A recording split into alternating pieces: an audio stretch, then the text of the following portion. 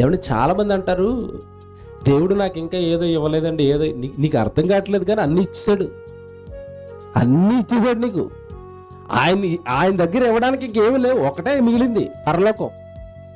అది తప్ప అన్ని ఇచ్చేసాడండి దేవుడు. ఒక్క పరలోకమే బ్యాలెన్స్. మళ్ళీ చెప్తున్నాను, ఒక్క పరలోకమే బ్యాలెన్స్, మిగతావన్నీ ఇచ్చేసాడు.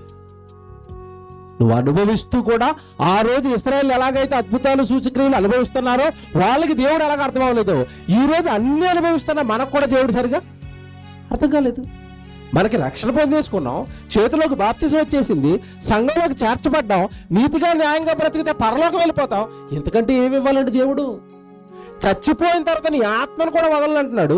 చచ్చిపోయిన తర్వాత నువ్వు సమాధిలో పడుకుంటే యేసుక్రీస్తుల వారు రెండవ రాకడలో సమాధిని బద్దలు కొట్టి నీ దేహాన్ని లేపుతానంటున్నాడు, దాన్ని కూడా పరలోకానికి తీసుకెళ్తానంటున్నాడు. ఇంకేమి ఇవ్వాలి నీకు? నాకేం అర్థం అవ్వలేదండి. క్రైస్తవులు ఇంకేం అడుగుతున్నారో ఆయన అర్థం అవ్వలేదండి నాకు. ఇంకేమి ఇవ్వాలి ఆయన? ఇంకేమి ఇవ్వకుండా వదిలేశాడు నీకు. అన్ని ఇచ్చాడు. జాగ్రత్తగా వినండి, అన్ని ఇచ్చి ఒక్కటి బ్యాలెన్స్ పెట్టాడు, అదే పరలోకం. నా కోసం బ్రతికిన వాళ్ళకి ఆ లోకం, నా ఇష్టాన్ని భూమి మీద నెరవేర్చిన వాళ్ళకే ఆ లోకం అన్నాడు.